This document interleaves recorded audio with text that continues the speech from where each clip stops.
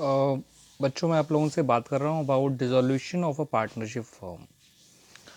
ये जो चैप्टर है काफ़ी इंपॉर्टेंट चैप्टर है पार्टनरशिप का, और पार्टनरशिप का फ़िलहाल ये लास्ट चैप्टर है पार्टनरशिप फर्म का।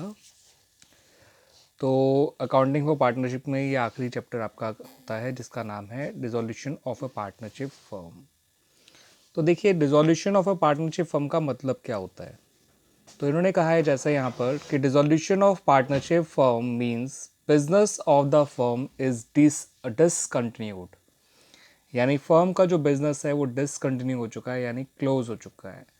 यानी अगर फर्म का बिजनेस ही बंद हो जाता है, यानी फर्म काम करना ही बंद कर देती है, ठीक है, तो उसे कहते हैं dissolution of the partnership firm, यानी फर्म का बंद हो जाना, फर्म के काम करना बंद हो जाना। ठीक है बच्चों, यानी जब फर्म डिसॉल्व होगी तो पार्टनर्स के बीच का जो इकोनॉमिक रिलेशनशिप है वो चेंज नहीं होगा, वो ख़त्म हो जाएगा। ठीक है बच्चों, तो डिसोल्यूशन ऑफ पार्टनरशिप और डिसोल्यूशन ऑफ पार्टनरशिप फर्म दो अलग चीज़ें हैं, क्योंकि डिसोल्यूशन ऑफ पार्टनरशिप में पार्टनर्स का इकोनॉमिक रिलेशनशिप चेंज होता है मगर फर्म कंटिन्यू करती है। यहाँ पर पार्टनर्स का इकोनॉमिक रिलेशनशिप ख़त्म हो जाता है और फर्म कंटिन्यू भी नहीं करती।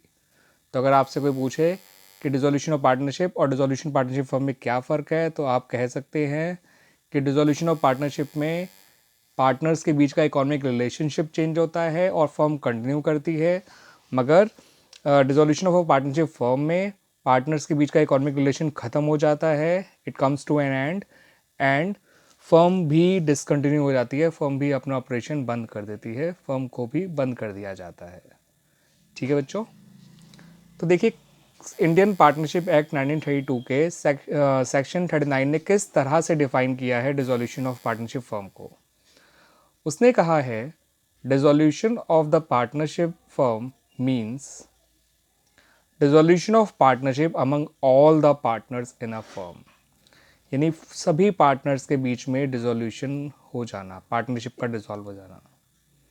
जो आपका डिसोल्यूशन ऑफ पार्टनरशिप होता है वो कुछ पार्टनर्स के बीच में जो है फॉर्म डिसॉल्व होता है, नॉट फॉर्म डिसॉल्व होती है, कुछ पार्टनर्स के बीच में एग्रीमेंट ख़त्म हो जाता है और नया एग्रीमेंट बन जाता है कुछ और पार्टनर्स के बीच में।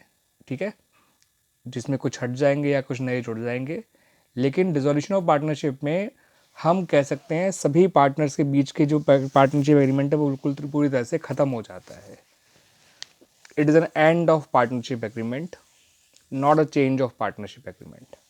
ठीक है बच्चों, तो इन सच एन इवेंट, यानी जब फर्म डिसॉल्व होती है तो सारी एसेट्स को रियलाइज कर दिया जाता है, यानी बेच दिया जाता है, सोल्ड आउट कर दिया जाता है, और उससे जो पैसा आता है उससे सारी लाइबिलिटीज़ फर्म की पे ऑफ कर दी जाती हैं, और कोई भी बैलेंस जो बचता है उसको पार्टनर्स में बांट दिया जाता है इन सेटलमेंट ऑफ देयर अकाउंट्स।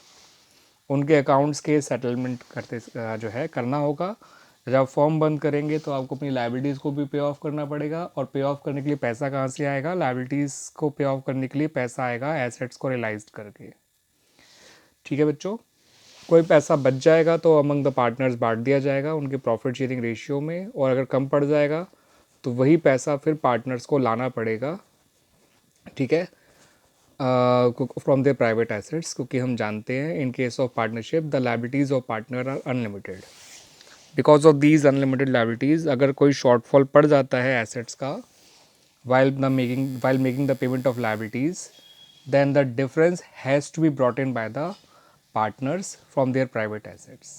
ठीक है बच्चों, तो ये मैंने आपको बताया about the meaning of dissolution of partnership firm.